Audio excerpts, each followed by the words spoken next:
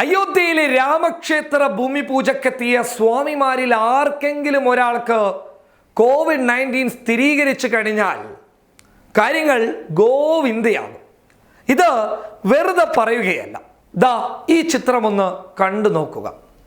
നിങ്ങൾക്ക് തോന്നിയേക്കാം ഇത് പഴയ ചിത്രമാണോ എന്ന്. അല്ല കേട്ടോ. 1992 ബാബരി മസ്ജിദ് തകർക്കാനെത്തിയവരുടെ ചിത്രമല്ല ഇത്. അന്ന് നേതൃത്വം നൽകിയ ചില ആളുകൾ ചിലപ്പോൾ ഈ ചിത്രത്തിനകത്തുണ്ടാകാം. ഇത് 2020 പകർത്തിയ ചിത്രമാണ്.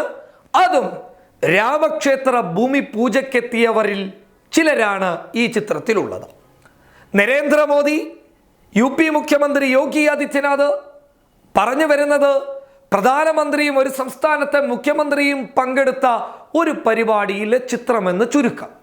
എന്താണ് ഈ ചിത്രത്തിൽ ഇത്രയും വലിയ കാര്യമെന്ന് ചോദിച്ചു കഴിഞ്ഞാൽ ഒന്ന് ശ്രദ്ധിച്ചു നോക്കിയേ. ഈ ചിത്രത്തിൽ എത്ര പേർക്ക് മാസ്ക് ഉണ്ട്? എത്ര പേർ കോവിഡ് പ്രോട്ടോകോൾ പാലിച്ചിട്ടുണ്ട്? എത്ര പേരാണ് സാമൂഹിക അകലം കൃത്യമായി മനസ്സിലാക്കി ഇടവിട്ട് ഇരുന്നിട്ടുള്ളത്?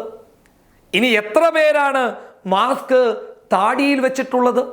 ദാ മുന്നിൽ നോക്കുമ്പോൾ ബാബ രാംദേവിനെയും കാണാം. അതായത് ചാണക കേക്കിൻ്റെയും ഗോമൂത്രത്തിൻ്റെയും തലതൊട്ടപ്പനായതുകൊണ്ട് അയാൾക്ക് മാസ്ക് വേണമെന്ന് അയാൾ ഒരിക്കലും പറയുകയുമില്ല.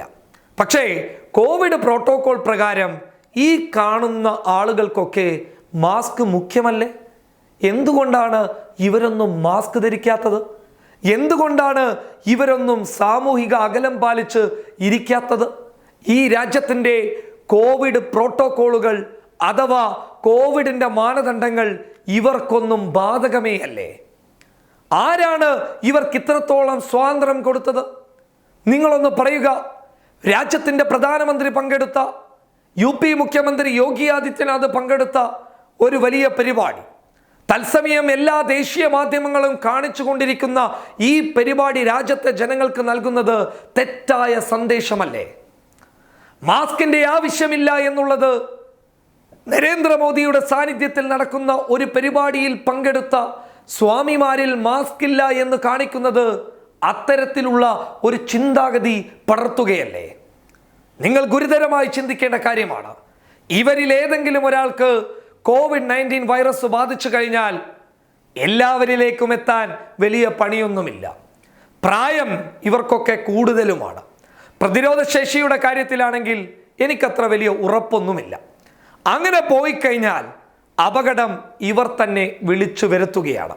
പറഞ്ഞു വരുന്നത് പ്രധാനമന്ത്രി തന്നെ കോവിഡ് പ്രോട്ടോകോൾ ലംഘിച്ച് രാജ്യത്തെ ജനങ്ങൾക്ക് തെറ്റായ സന്ദേശം നൽകുന്നു എന്ന് ചുരുക്കം.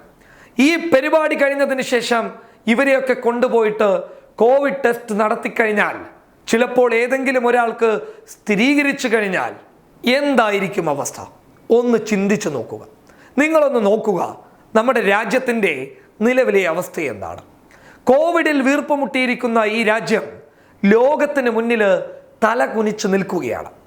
സാമ്പത്തിക മാന്ദ്യം വലിയ രീതിയിൽ പിടിക്കപ്പെട്ടിരിക്കുകയാണ്.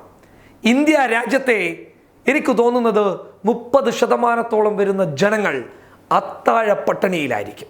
കാരണം ദാരിദ്ര്യം അവരെ വേട്ടയാടിക്കഴിഞ്ഞിരിക്കുന്നു. ഇനി ഒരൊറ്റ വഴിയേ ഉള്ളൂ. ഇവരെ പോലെയുള്ള ആളുകളെ ലക്ഷ്യം വെച്ചിട്ട് നമ്മൾ കോവിഡിനെ തുരത്താമെന്ന് വിചാരിച്ച് മുന്നോട്ട് പോയി കഴിഞ്ഞാൽ, അഥവാ ഇവരെ പോലെയുള്ള അധികാരികൾ കോവിഡിൽ നിന്ന് ഈ രാജ്യത്തെ മുക്തമാക്കുമെന്ന് നമ്മൾ ചിന്തിച്ചു കഴിഞ്ഞാൽ ഒന്നും നടക്കാൻ പോകുന്നില്ല. കോവിഡിനെതിരെ യുദ്ധം ചെയ്യേണ്ടത് നമ്മളാണ്. അധികാരികളെ കൊണ്ട് ഒരു ചുക്കും സാധിക്കില്ല എന്ന് അയോധ്യയിലെ രാമക്ഷേത്ര ഭൂമി പൂജയിലെ ഈ ചിത്രം തുറന്നു കാട്ടി പറയുന്നുണ്ട്. നമ്മൾ കോവിഡിൻ്റെ നിയന്ത്രണങ്ങൾ പാലിച്ച്, മാനദണ്ഡങ്ങൾ പാലിച്ച് നമ്മൾ ദിനം പ്രതി ചെയ്തിരുന്ന ജോലികളിലേക്ക് കടന്നു പോവുക. എന്നിട്ട് നമ്മുടെ വീടിൻ്റെ പട്ടിണി മാറ്റുക. കോവിഡിനെതിരെ യുദ്ധം ചെയ്യേണ്ടത് നമ്മൾ മാത്രമായിരിക്കും. ഇവർക്ക് കോവിഡ് ആയാലും രാമക്ഷേത്രമായാലും എല്ലാം രാഷ്ട്രീയ നേട്ടം മാത്രമാണ്. നമ്മൾ രക്ഷപ്പെടണമെങ്കിൽ നമ്മൾ വിചാരിക്കണം. News desk public Kerala.